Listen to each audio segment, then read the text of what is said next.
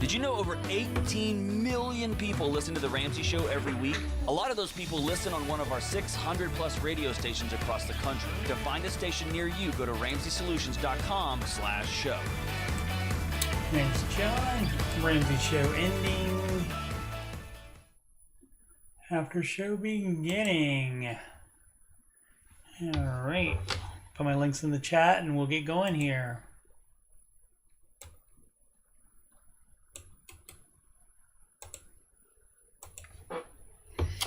Today is episode number 271. Darn it. I gotta make sure that I scroll over enough to get that. Because it's not schedule. Although some people do pronounce it like that. It is schedule.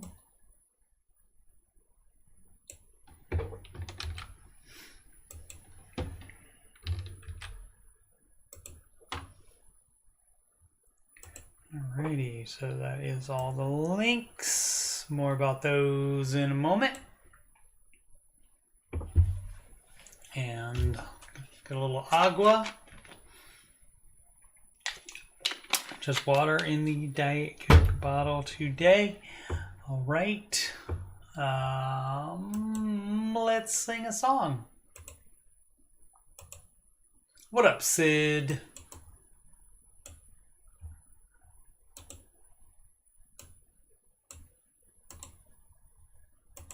Listen for the drum taps.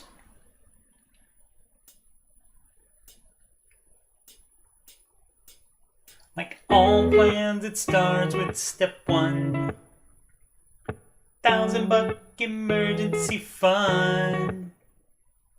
Step two, you pay off all your debt.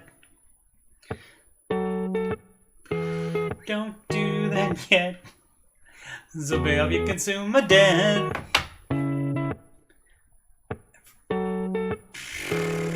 Alright, let's just start it over again. I hit the wrong. I was trying to change the volume and I hit the freaking source on the TV, and so the sound went out too.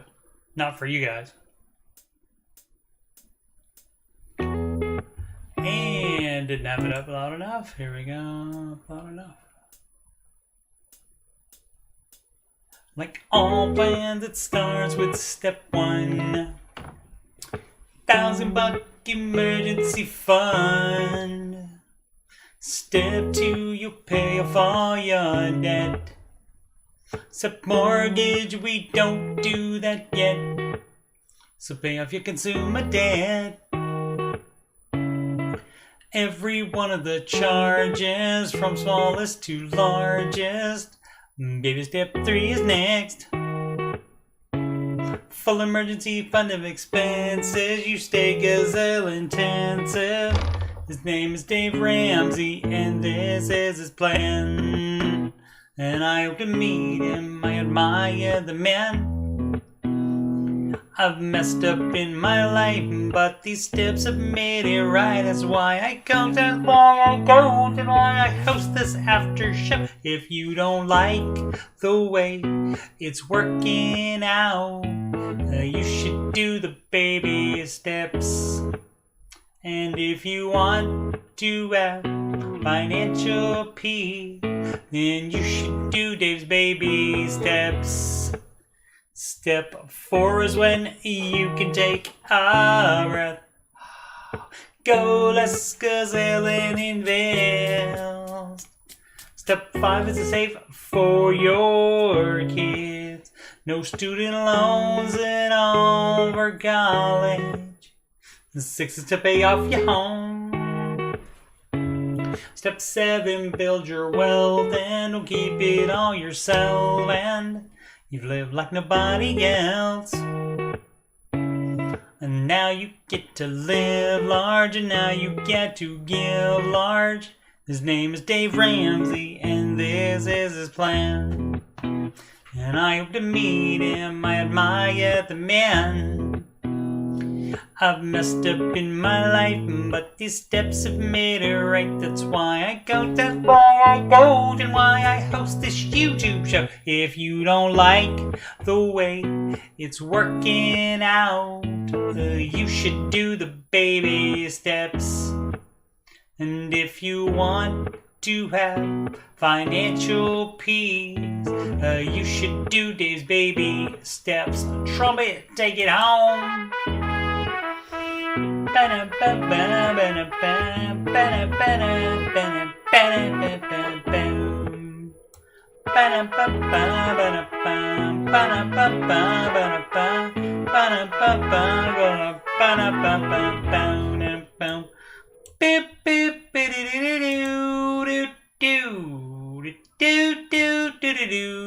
Live from Columbus, OH.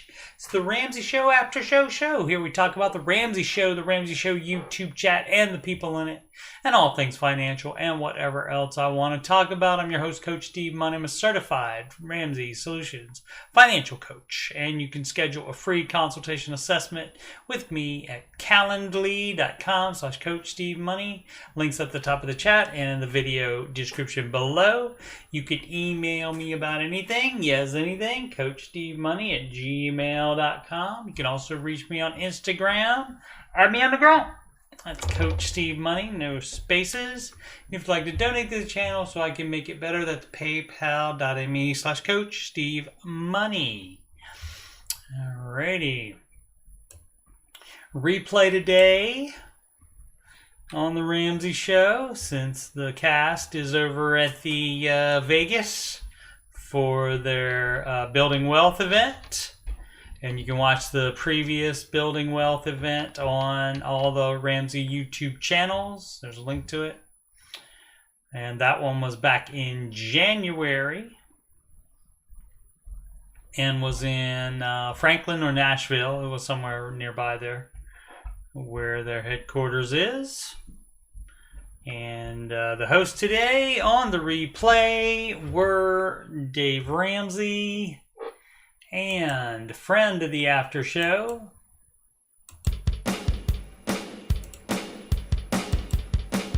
author of Redefining Anxiety and Own Your Past, Change Your Future,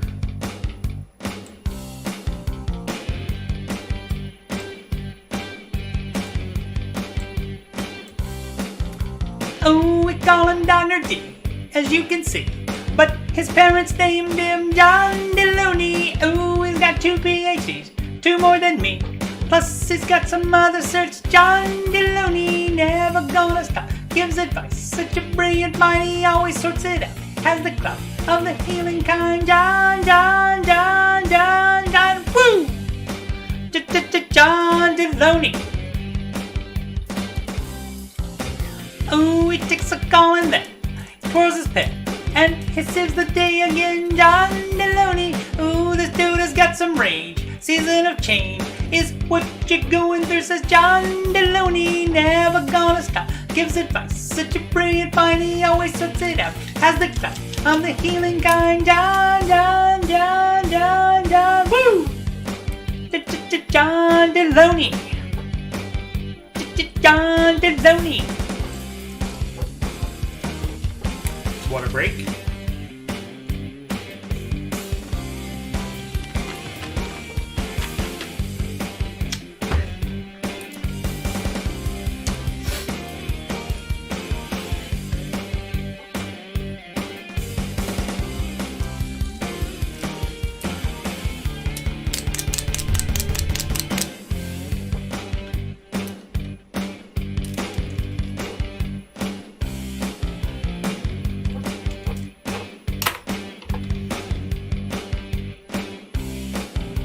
Ooh, I sent a brilliant mind, anxiety redefined, and put in a quick read by John Deloney. Wealth and illness has to face, they didn't place, but they probably still had fun with John Deloney. Never gonna stop, gives advice, such a brilliant mind. He always sorts it out. Has the clout of the healing kind. John, woo! John Deloney.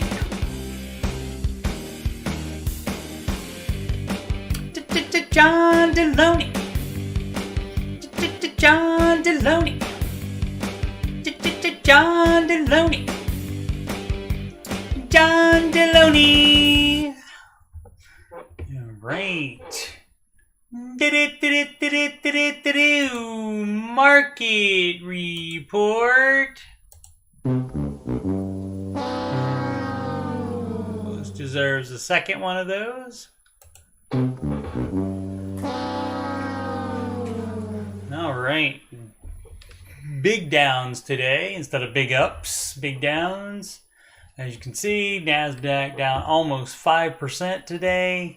Russell next lowest at minus 4.04%. Small cap and S&P 3.56. Dow Jones total market index is negative 3.12%.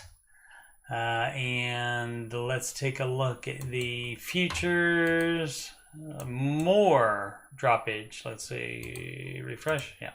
Okay. S&P another 3.5% down. NASDAQ another 4.83% down, and Dow 3.12% down additionally. Now, if you want to feel better about this, yesterday the market went way up because of the Fed actions. And then supposedly today, all of a sudden, they thought, wait a minute, maybe instead of buying, we should sell, because maybe what the Fed's doing is a bad thing. So anyway, but yeah, so it's possible that it will go up tomorrow because the futures were up last night, and then of course this morning it opened way lower and was basically horrible. So that's the dealio on that. Got some earnings came out this afternoon. Shopify and Block. Next week, Occidental and the Mouse. And the week after that, Walmart and the Home Depot. Most followed single stocks. The most down was Tesla, 8.33% down. Amazon, the next most down, 7.56% down. The rest in the 4 and 5s. Apple down 5.57%.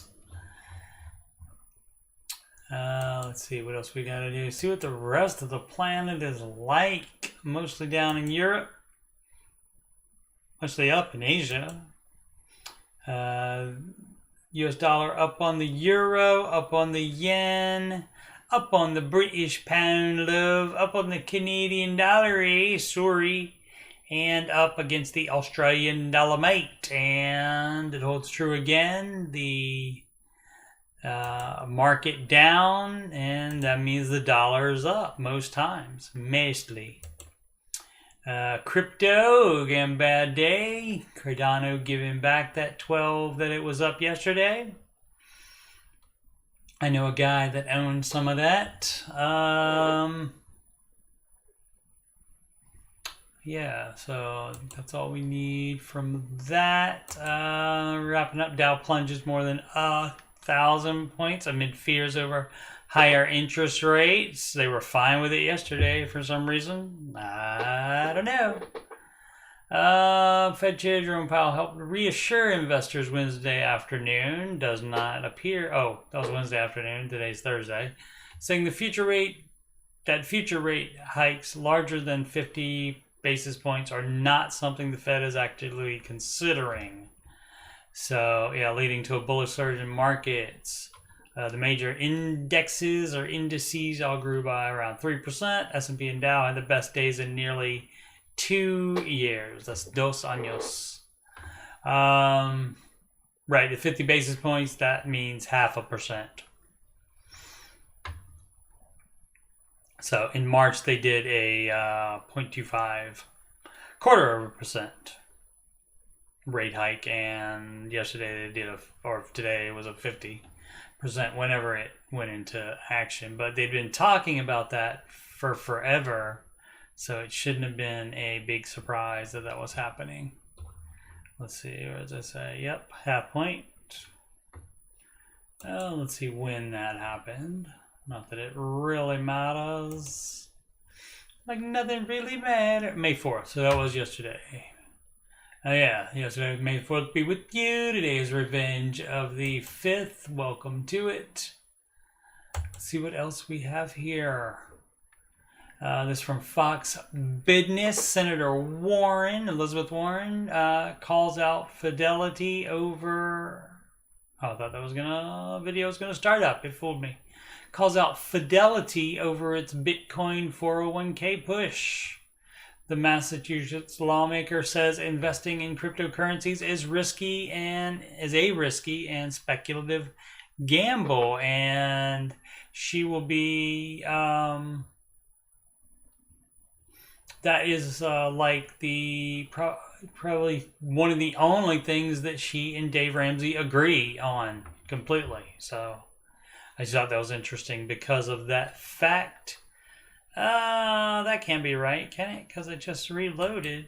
Let's see, the feature. All right, somebody lying.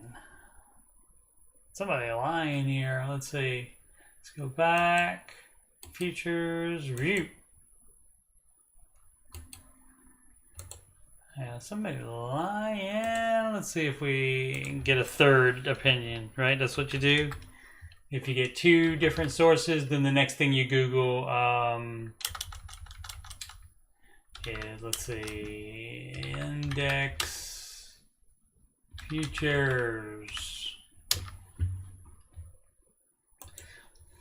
CNBC is pretty good for that. Oh, that's probably going to be the same. Yeah. Huh. Okay. So I guess it's looking up a little bit. They decided it's nonsense. For that, let's see where else. Real time. They're from investing.com. Now, how could that be wrong, right? Let's see. Where is that? Where's the indices? Oh, there's the Dow right there. S&P, the NASDAQ. Is that, where's the time? 4 o'clock, and so that should be it. Yeah, so yeah, they're right up there. They're at about even for the S&P, a little bit over, and the Dow. I mean the no, NASDAQ so low. The S&P is a little bit up, right? Yeah. Oh, it was way up, and then it just came back down again. Okay, so that's the problem with tracking it live, because it constantly in motion is the feature, right? Just like Yoda said it was. So, but anyway, I just thought that was interesting because I don't think Dave and Elizabeth Warren agree on much, but that much they do. Let's see, this from TheVerge.com. Google's changing its performance reviews to waste less time. I thought that'd be interesting to see what. Many employees didn't think the previous system was time well spent. Google is hoping to make its performance reviews less of a burden to employees by making it so they only happen once a year instead of twice a year, requiring less paperwork and changing the way employees are rated. According to a report from The Information, 47% of Google employees didn't think their time was well spent with the previous performance review system, especially if they weren't getting the big bucks because of it.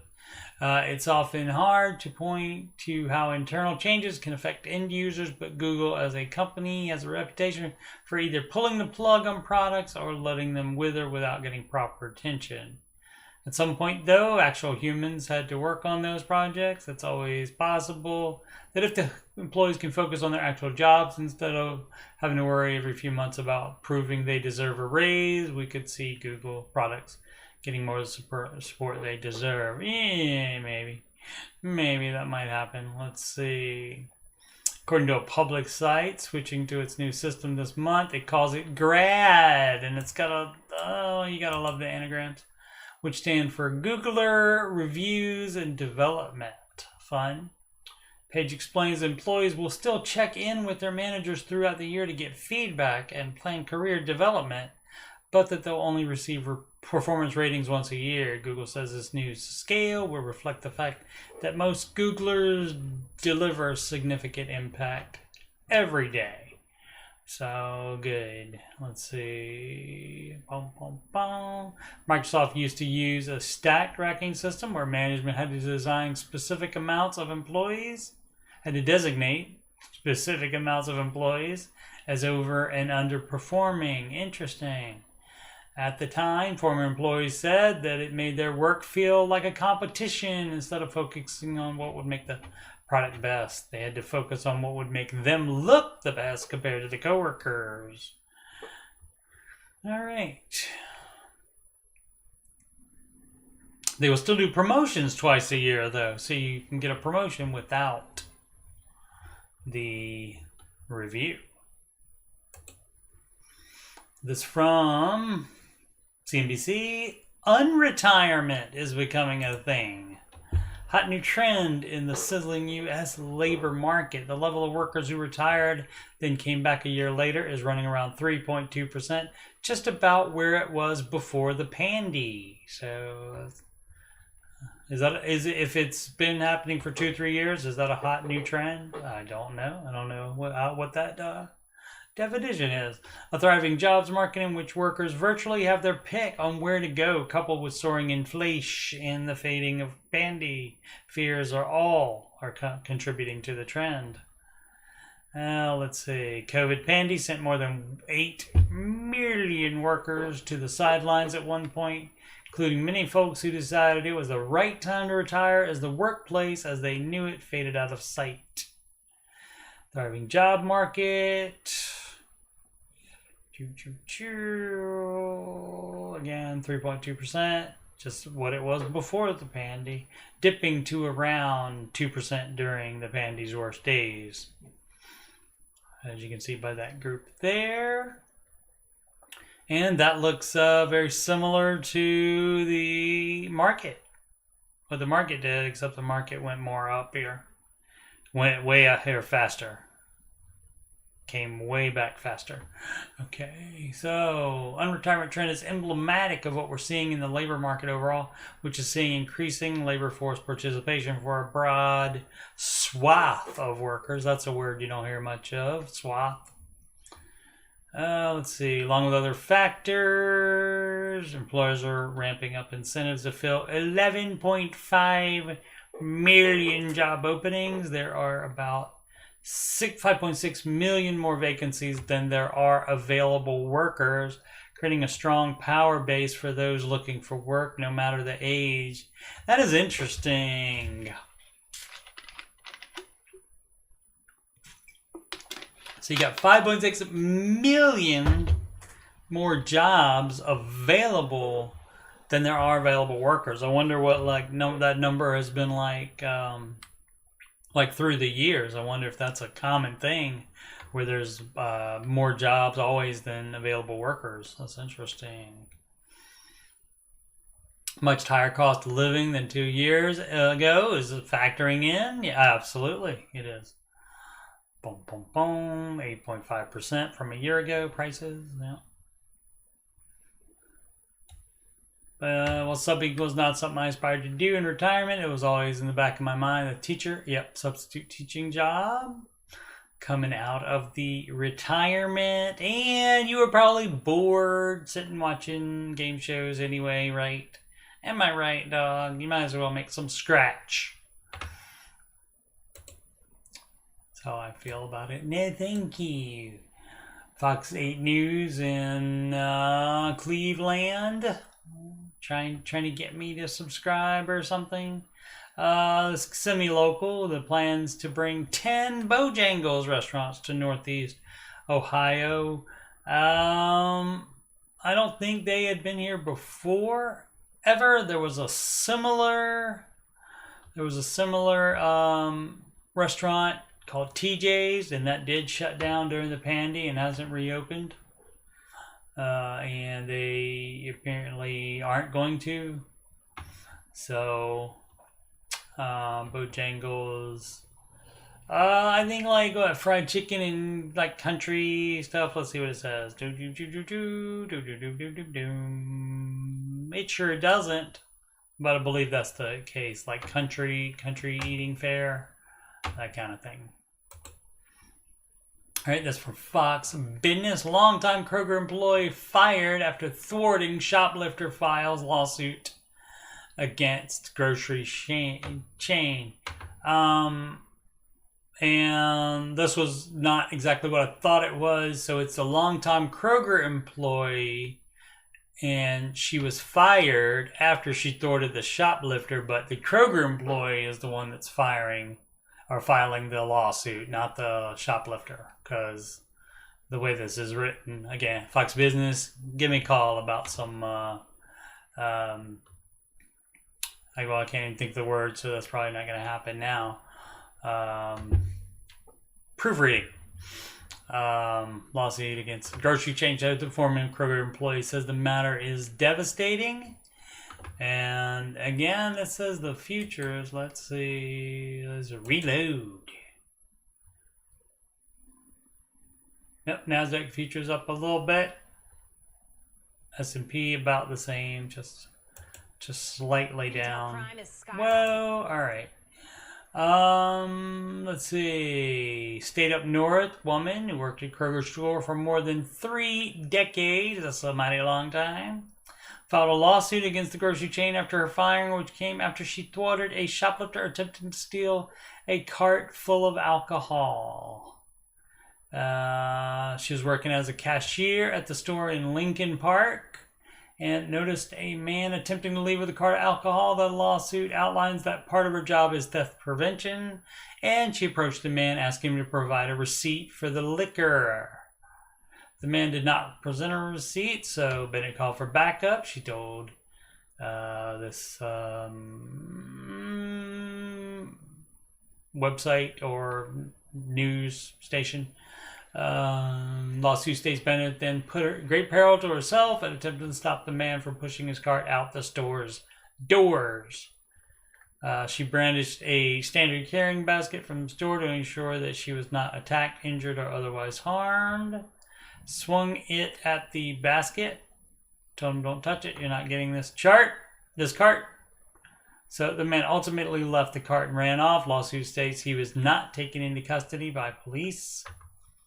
Bennett's lawsuit adds that she was lauded as a hero, congratulated and thanked by co-workers and her supervisor after the incident. But 2 days later, she was temporarily suspended and fired. She has an excellent record in more than 31 years with the company.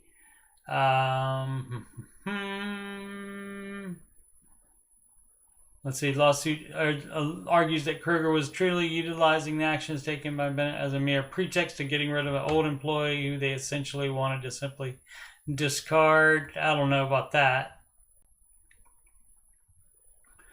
It made most of the places now tell you basically just if you're just a low level employee, you're not a manager or anything like that, tell you to you can alert a manager, that kind of thing, but you're not supposed to do anything yourself. I believe at least that's the way it was at Menards. Let's see. Also, people asking where she is at the store. They've been told that she retired, and she didn't retire. Didn't have a retirement party. Didn't say bye to anybody. None of that. So, a Kroger spokesperson told Fox News Digital on Thursday the company does not comment on pending litigation, and that's wise.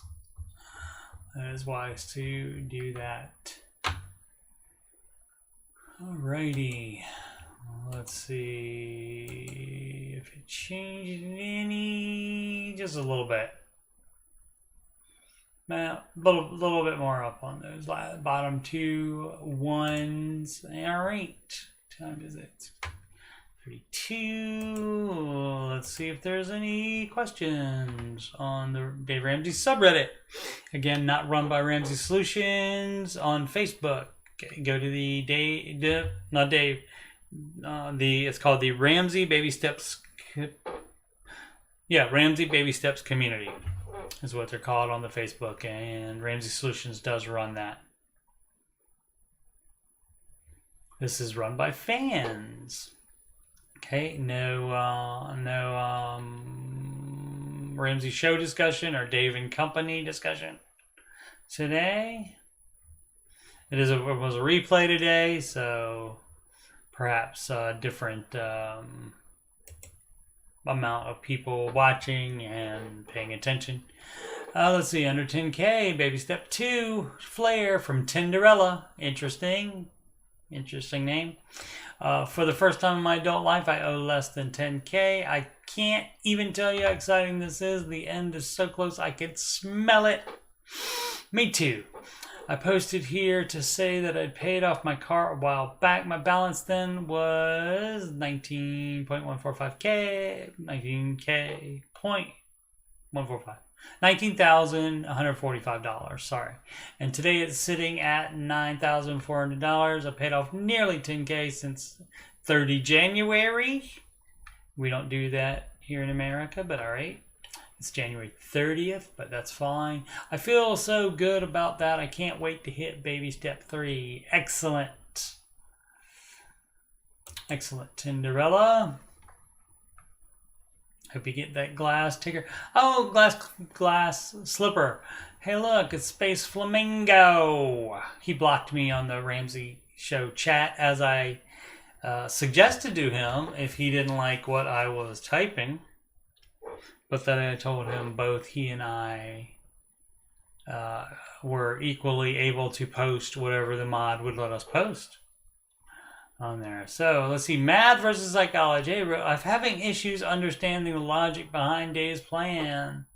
Well, I mean, knowing what, like the past things that he's posted in the Ramsey Show chat, you don't have to understand it then. Just do whatever you want to do. Everybody's free to do that. So Davis always said the math is the same for everyone. This is mainly heard when people complain about how stuff in their states is expensive, right? High cost of living doesn't get you a pass on math.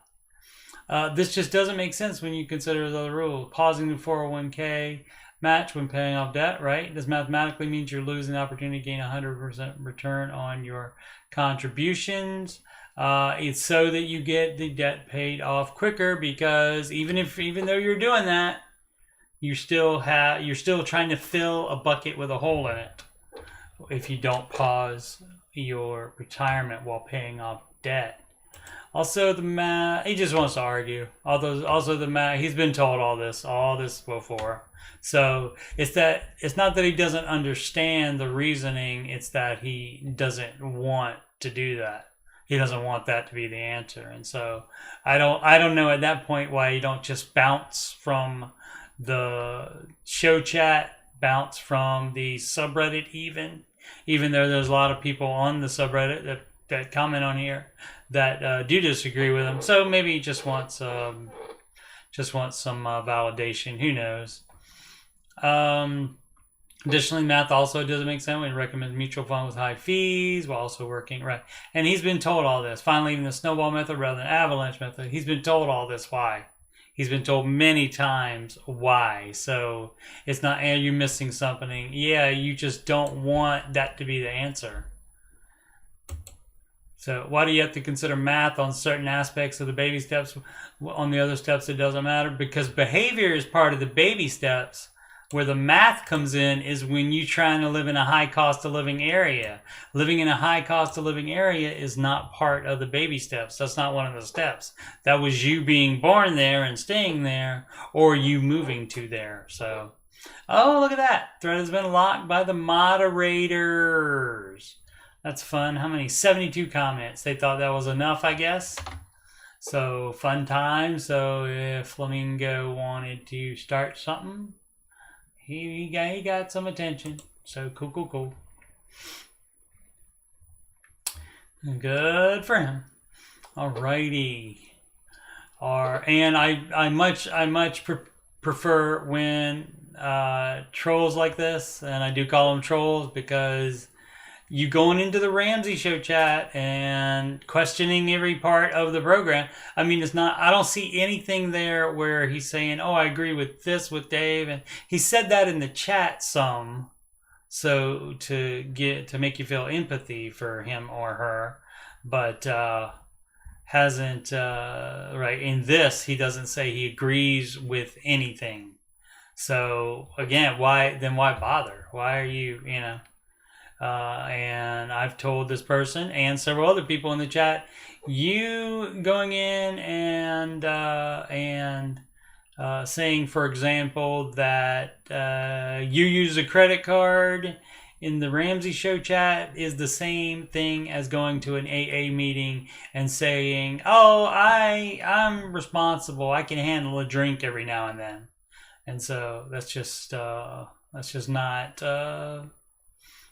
polite. It's not kosher, I don't think. And that, of course, is my opinion, of which I'm an expert on, just like Dave says. So, yeah. Alrighty, so this from Ideal Monk. Are warehouse clubs such as Sam's Club and Costco worth it? They can be. If you end up, you do have to pay a fee most times on those. And let's say I feel like I pay for things I don't need, especially since everything is sold in large quantities. Got Sam Club's membership for a fee. Okay, cool. But I don't feel like it's worth it. What do you guys think? If it makes you buy more stuff, like, I mean, it's fine to buy more stuff. If you can buy a year's worth of bacon, for example, and you can eat it before it goes bad, or you can like freeze it or whatever, and you end up saving money, that's how that works. You do have to do the large quantities, and then you don't have to go buy more, and then that way you can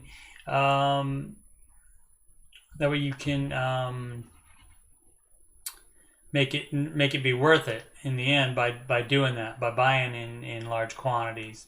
The problem is if you say, for example, you wanted to have one bag of chips and you don't normally get chips, but you wanted it just this one time, and then you would have to buy 8 bags of chips in like a bulk package, which, you know, I mean, a lot of people would go through that, but you just wanted one bag and you're just going to have one bag and the other ones are going to sit there and maybe go out of date before you eat them, then that's you're losing money at that point. So just got to be smart about it. Got to be smart about it. We don't have AJ here today to talk about the Costco. Sid says, Def's worth it for the gas if they're convenient to where you live. Right, they have cheaper gas. Sam's Club does. I don't know if Costco does. I don't think they do. How do you budget for a membership fee and then stick to the budget if you have the membership? You just budget the membership fee in like one item, or I mean, you can do a sinking fund for it, like $5 a month or something like that, so that by the time it's due again, it comes up there. But yeah, stick to the budget. That is where you have to be careful, because your budget is likely not designed for an expense of 6 months of potato chips.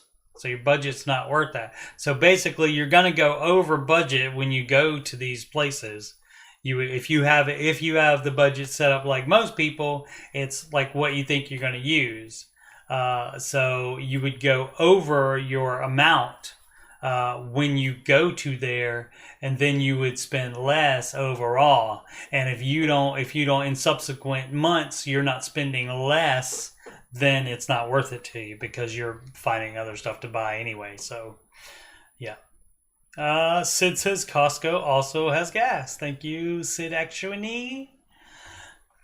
She's always got my back and always ready to correct me. Cool. Everybody needs friends like that. She says, or you could budget $200 every 3 months or so for a Costco Sam's run. Yep, that's a good idea as well. She knows what she's doing. I haven't chopped at one of those places in, gosh, probably. I don't think since I was in Virginia. So gosh, over 20 years. So, and she currently is. So she does know more about it than me. And so, if she was my co-host, I would have just thrown it to her immediately after the when I saw the question. Are warehouse clubs such as Sam's Club and Costco worth it? Go, Sid. I'll just point at her and say go. Let's see.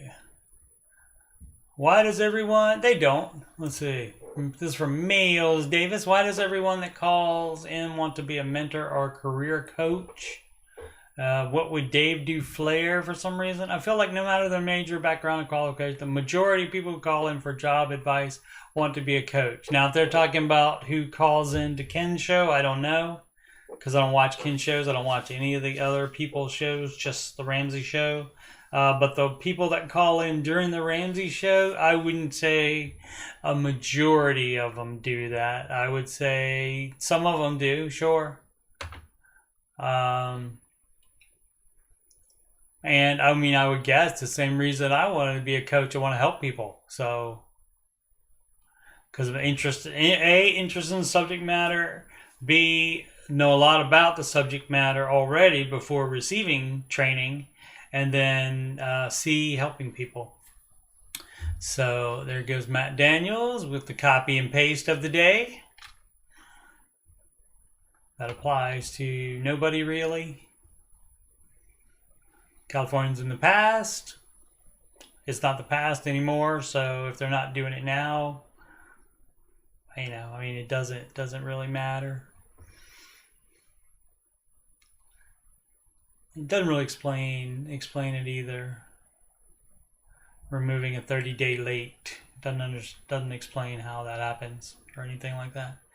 Let's see. I feel the odds of being profitable or finding success is quite slim in that field. Yeah, probably. Especially for people who don't currently know or how to navigate their own job searches. Do the hosts make this career choice seem too attainable? I feel like Ken never tells someone honestly that their dreams won't come true unless the dream involves college or loans.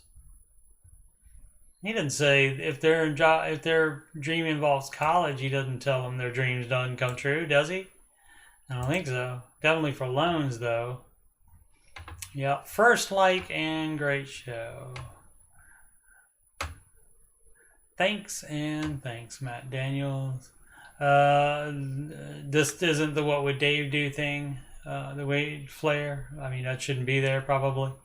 But they don't. I mean, you're picking a thing to focus on that isn't the majority of people. People that call in, but there are some that call in, and some won't be successful. Some may be successful. So, basically, what it ends up is that you have to look into it. The caller has to look into it. They have to do the research on it. They have to talk to people that are doing the job already and decide for themselves what to do. What they give on the Ramsey show is just general advice. I don't know about Coleman. Let's see. Sid the Kid said, might have something to do with all the people who call Dave wanting to be a financial coach. Yeah. Yep. That's true. Or some that say don't have their stuff together, it feels like, and then he asks them what their job is, and they say financial coach. So, it may be something like that, but so I don't think it's, I don't know what answer this person Males Davis is looking for with that, because you're over exaggerating. It's not the majority of people who call in for job advice that want to be a coach. They don't all say that. So not even a majority of them say that. Some of them do. And yes, it's going to be that would be a job where it's going to be hit and miss, obviously. Let's see. How much money should I save? That's from Freedom_OH.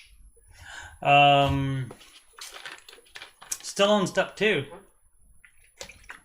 Have under 2K left in debt. Excellent. Good done. Monthly expenses come out to $1,500. I have the 1K emergency fund, and really that's about it. Okay, so back to the title. How much money should I save? People always want to know what percentage of my income should my emergency fund be, or how much should I put to this, or how much should I put to that. The only thing that is a percentage is investing on step 4, and that's 15% of your gross income to investing for retirement once you get on step 4. Everything else depends on your life, depends on your expenses. So baby step 3 is the full emergency fund, and that's 3 to 6 months of your expenses. So I can tell you how much I have in mine. Mine's 3 months. I have $7,000 in my emergency fund, and that's a 3-month emergency fund for me. And I chose 3 months because I don't have any job insecurity at all and no life trauma. So that's the dealio on that. But for you, your expenses could be different. And of course, it depends on the expenses, and then also depends on whether you want a 3, 4, 5, or 6. A lot of people go either 3 or 6, but what Dave says is 3, 2, 6. So anywhere in there is good. Over 6 months emergency fund, you're saving up. You're taking too much time and too much money away from applying to the other baby steps to get through. Once you get to step 7, you can make your emergency fund however much you want. You can invest however much you want. You can do in step 7. You can do anything that doesn't put you in a lower baby step. So let's see. Be off work in June, getting surgery done, and I'm helping out 4 to 6 weeks as of June.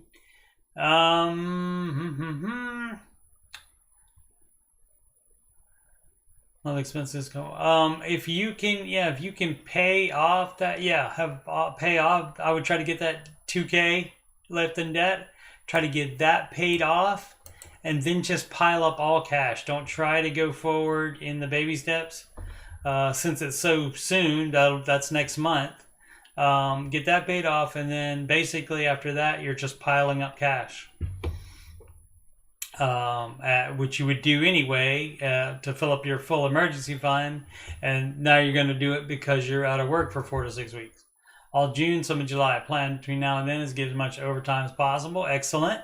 Normally I've been putting 100 plus towards my debt every week, so that's not quite gonna take care of that. So you may have to go back to minimums on that and not have that paid off until you get back to work. So between now and then, should I basically save all my money? Okay, I didn't know the surgery part of this, and if Sid was my co-host, she would probably have read ahead and stopped me on that, because I was thinking it was just somebody, asking, like thinking there was a percentage of their income, and so that's my bad, and that's one of the problems when you don't pre-read stuff. I don't like to pre-read stuff because I like it to come off the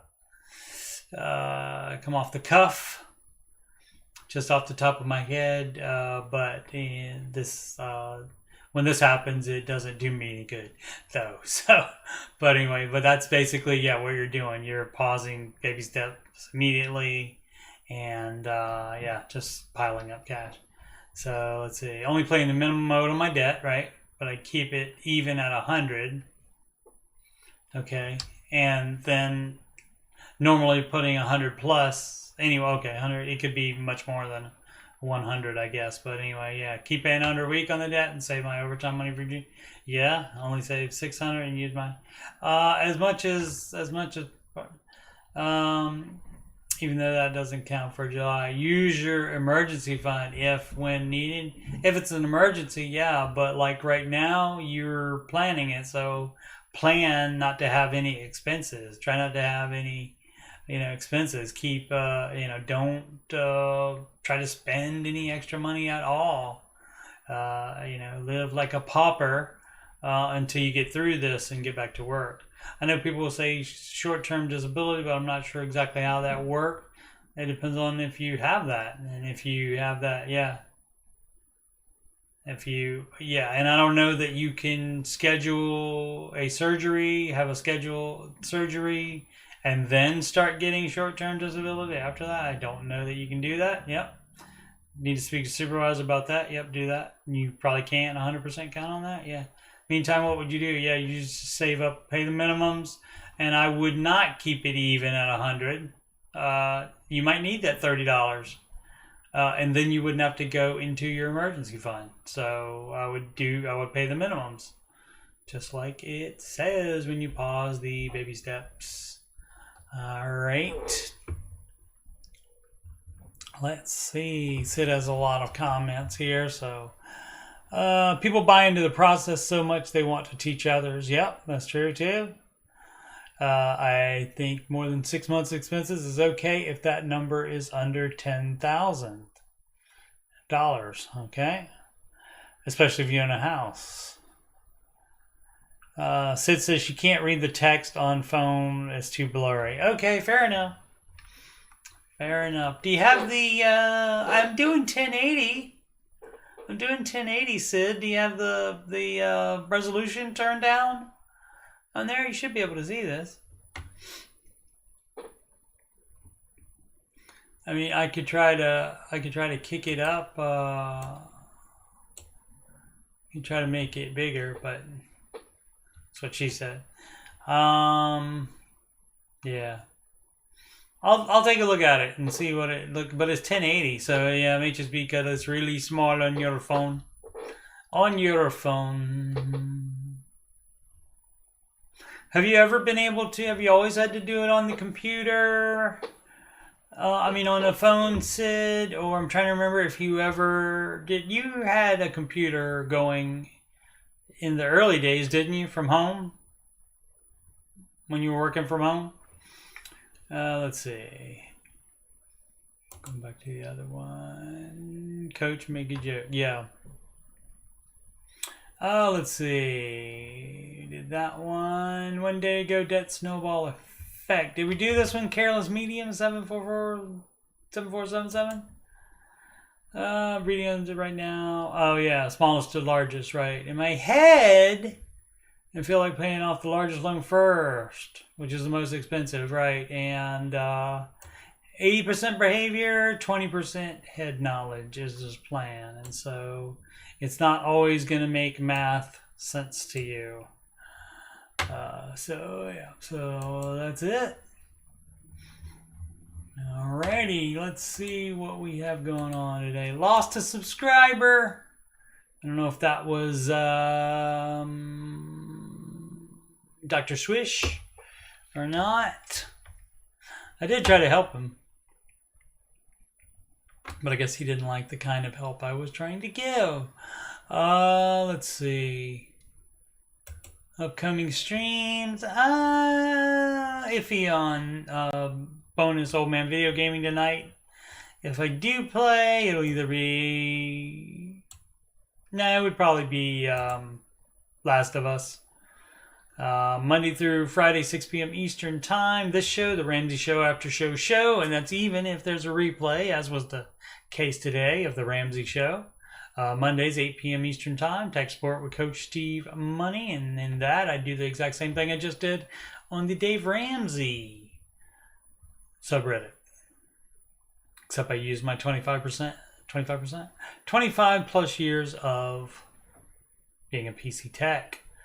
Curse of Oak Island Season 9 is over. The finale was on Tuesday, but there are going to be some more recaps because they are doing companion shows for at least the next 2 weeks. And I have one to do that aired on Tuesday, and then on the 10th and 17th they have some as well. Beyond that, I don't know if they're gonna have it be a year-long thing or whatever, or how long they're going.